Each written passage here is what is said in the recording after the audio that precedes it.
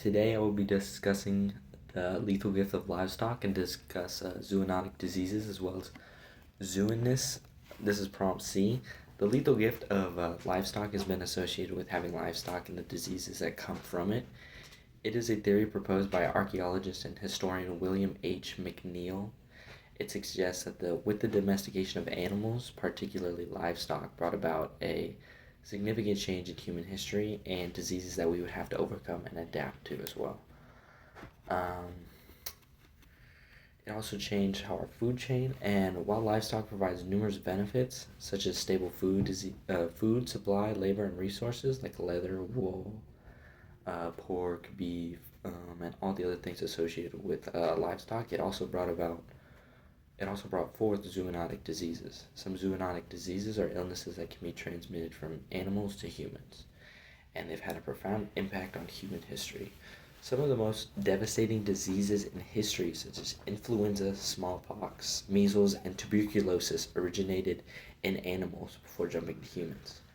The close proximity and interaction between humans and animals in the process of domestication increased the chances of disease transmission. Animals became hosts for pathogens and can adapt to humans, leading to the spread of diseases among humans, making consuming food from animals sometimes lethal. Another one could be mad cow disease that has come from cows. That has also sprung up most recently in California with a couple cases.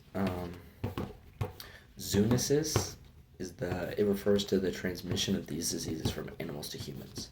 It can occur through various means, including direct contact with animals, consumption of contaminated food or water, or exposure to vectors like ticks and mosquitoes to carry zoonotic pathogens.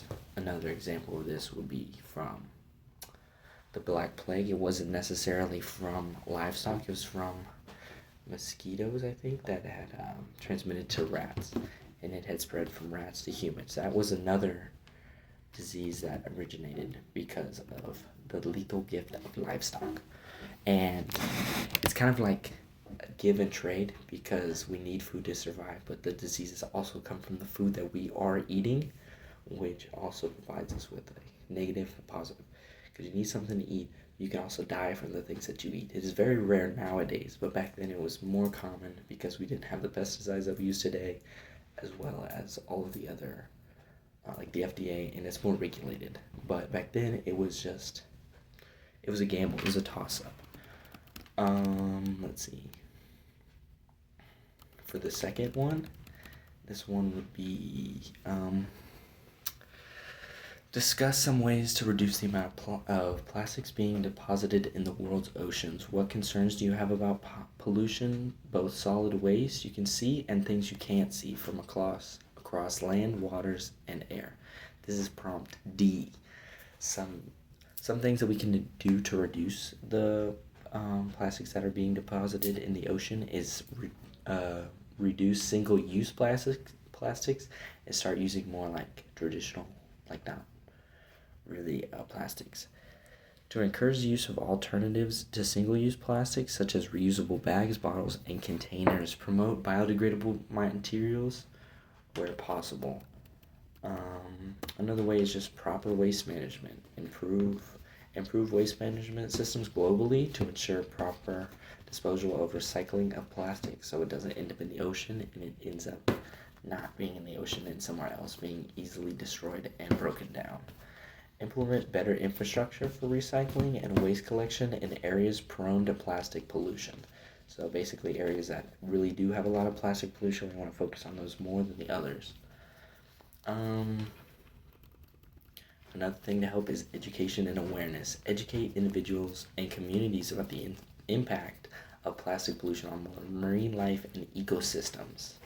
Raise awareness about the importance of proper waste disposal and recycling. So just bring awareness to it so people are more aware of the side effects of using plastics.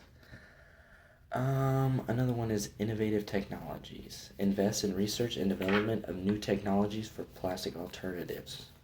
Recycling and cleanup methods such as ocean cleanup systems and biodegradable plastics.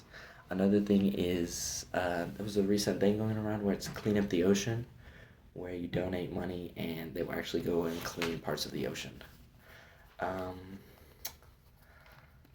Solid waste. Let's see. Concerns about solid waste that you can see and things you can't see. Solid waste is basically just like if you see a piece of trash on the floor, that's visible trash that you can do something about.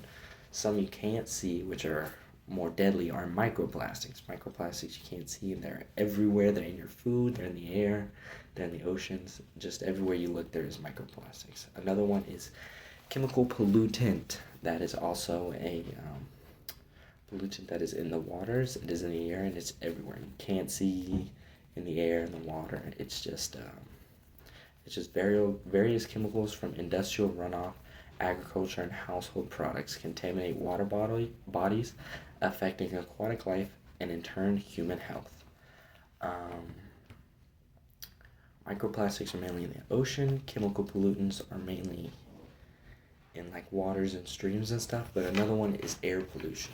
Air pollution is just emissions from vehicles, industries, and other sources to contribute to air pollution, leading to our respiratory issues, climate change, and ecosystem disruption.